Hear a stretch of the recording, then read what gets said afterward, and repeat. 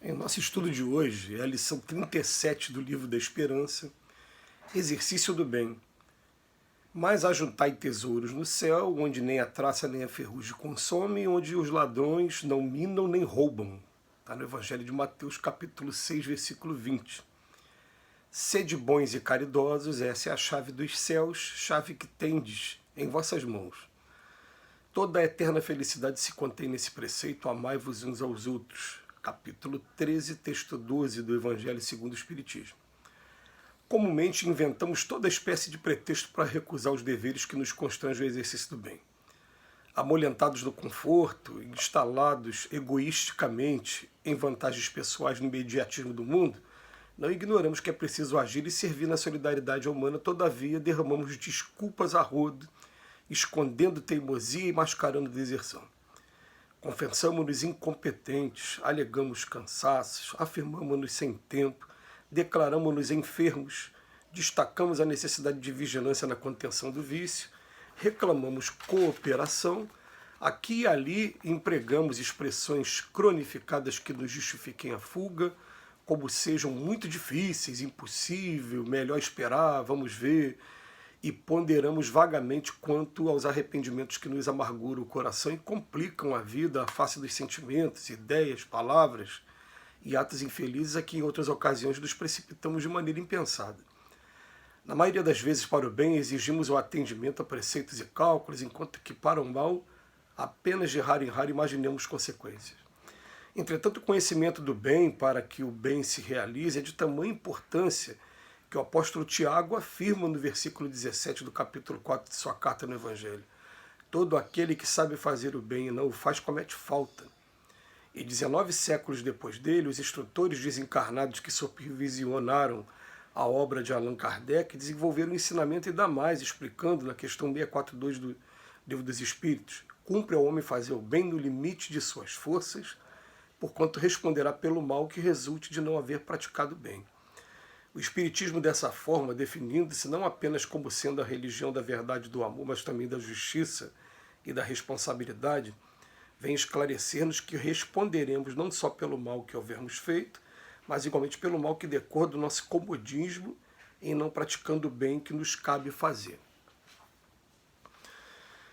Vamos lá, quando a gente começa a interpretar esse texto aqui de hoje, é um texto que, em primeiro lugar, vem tendo a preocupação de dizer para a gente da cautela que a gente deve ter com as mil desculpas que a gente sempre dá para evitar entrar em algum, eu vou usar a palavra trabalho, mas com o tempo a gente vai entender que nem trabalho, é mais obrigação nossa, porque é uma obrigação nossa a gente tornar melhor o ambiente que a gente vive.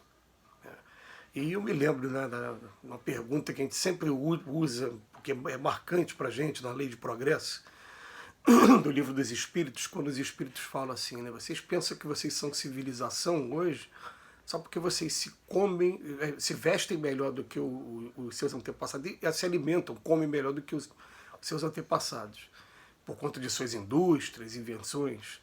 Mas enquanto vocês não banirem os vícios que desonram a sociedade, não fizerem com que a lei de justiça, amor e caridade seja praticada em todos os lugares, vocês não passam de povos esclarecidos.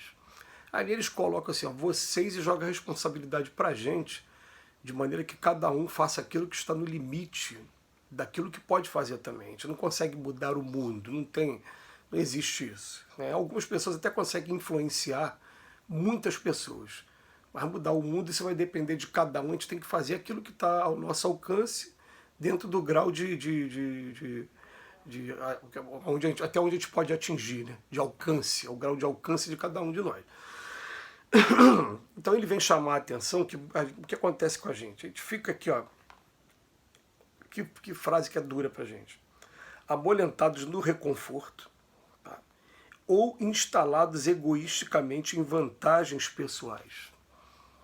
Segurança da nossa casa, excesso de alimentos, ou então coloca nossos objetivos e começa a perseguir alguns objetivos de vitória pessoal, esquecendo que tem famílias ao nosso redor, pessoas que também precisam muito, né? E a gente farinha pouco, meu pirão primeiro. É claro, faz parte natural do processo, a gente naturalmente buscar primeiro o nosso bem-estar, as vitórias pessoais.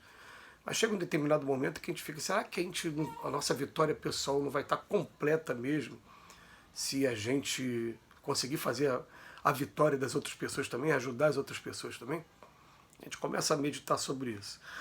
E o desculpismo que ele fala aqui pra gente também no texto de hoje é cansaço, sem tempo, enfermos. Estamos lutando contra um determinado vício, pedimos ajuda para a gente mesmo, e fala que é muito difícil, que é impossível, que é melhor esperar. Se eu estou solteiro, digo porque eu não tenho família ainda. Se eu estou casado, agora eu tenho família, não posso trabalhar. Se eu estou desempregado, eu digo que é porque eu preciso de um emprego. Quando eu tenho trabalho, agora eu não tenho mais tempo porque eu estou trabalhando.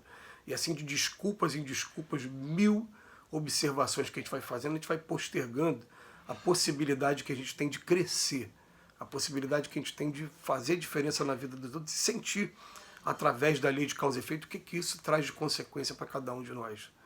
E principalmente, quando chega na segunda parte do texto de hoje, Emmanuel faz questão de lembrar também um questionamento que eu fazia comigo quando conhecia a doutrina espírita.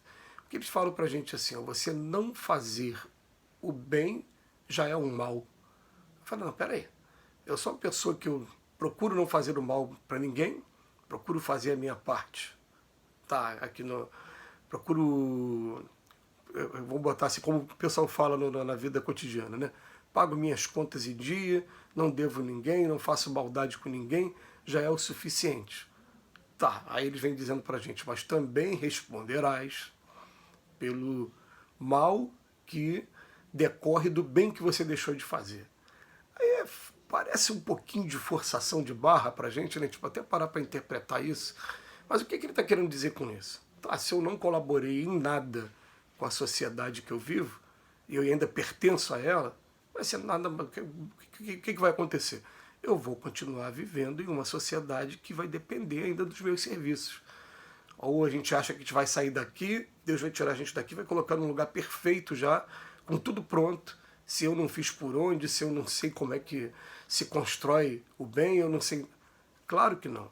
Ele está colocando a gente num local em que a gente vai desenvolver ainda. Vamos ver, tem gente passando fome? Vamos ver. Tem gente com depressão? Vamos ver o que a gente pode fazer. Tem gente ainda com ideia de suicídio? Vamos ver o que a gente pode fazer. Tem gente em hospitais? Tem gente ainda em prisões? Vamos ver o que a gente pode fazer.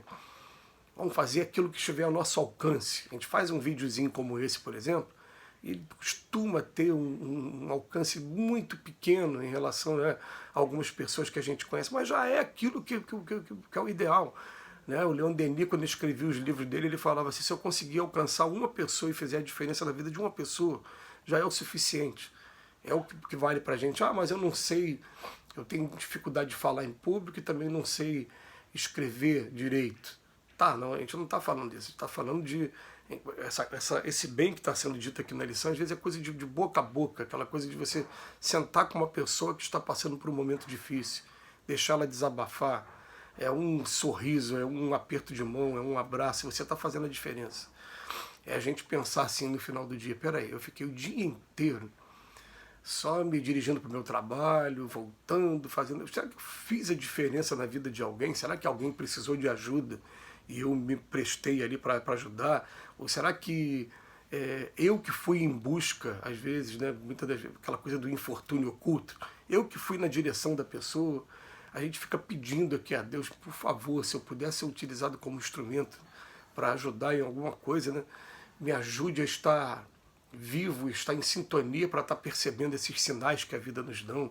E a gente vai tocando assim a vida do jeito... Então ele bota aqui o exercício do bem. Quando a gente começa a fazer isso, a gente está juntando tesouros no céu, onde nem a traça nem a ferrugem consomem, e onde os ladrões não minam nem roubam. Ele chama até a nossa atenção. Quando a gente começa a fazer isso com relação à oratória, é claro que a gente vai sendo intuído através das palavras, até levando mensagens que também servem, é claro, para a gente. E se a gente não praticar, vai ser choro e lamentação daqui a pouco, porque a gente não vai poder usar como argumento que a gente não teve acesso. O acesso estava sendo através das nossas próprias bocas aqui. Que Jesus nos abençoe hoje e sempre, e te agradece mais uma vez de coração ao Emmanuel pelas reflexões.